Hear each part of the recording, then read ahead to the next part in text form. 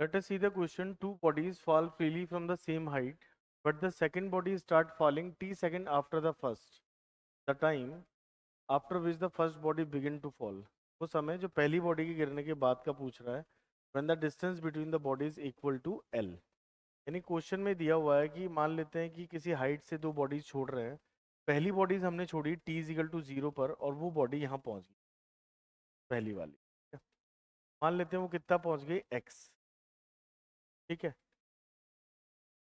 अब यहाँ से अगर हम दूसरी बॉडी तो इसको आने में लगा टी समय. यहाँ से यहाँ तक का जो टाइम लगा वो टी समय लगा. और दूसरी बॉडी को हमने छोड़ दिया था कितने समय बाद. इसके छोड़ने के टी समय बाद. यानी कि हमने जब इसको छोड़ा होगा तो यहाँ समय हो रहा होगा टी माइनस टी.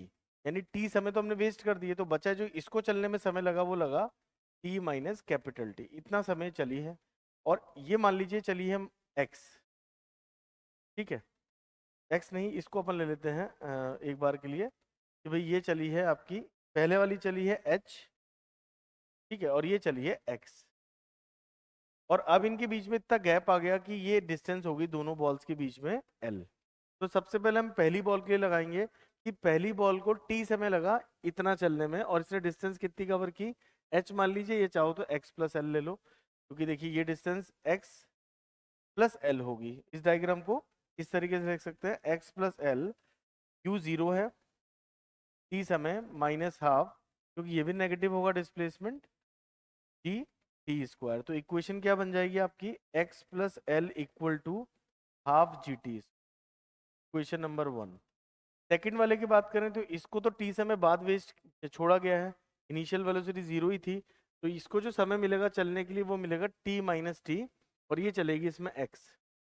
तो ये हो जाएगा half g t minus T का.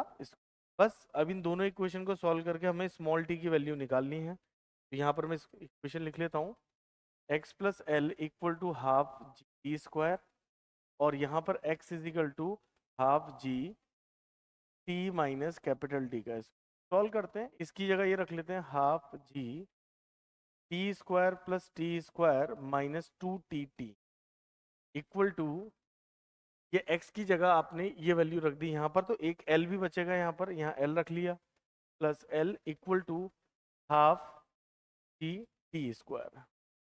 सॉल्व करते हैं तो ये हो जाएगा half g t square plus half capital T square minus g small t capital T plus l equal to half g T.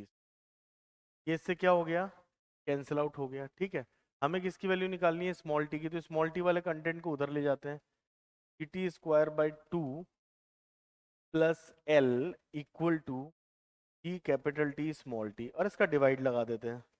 तो जब डिवाइड लगाएंगे तो यहाँ पर बचेगा t by 2 plus l by g capital T equal to आ जाएगा t क्योंकि डिवाइड दोनों में लगेगा.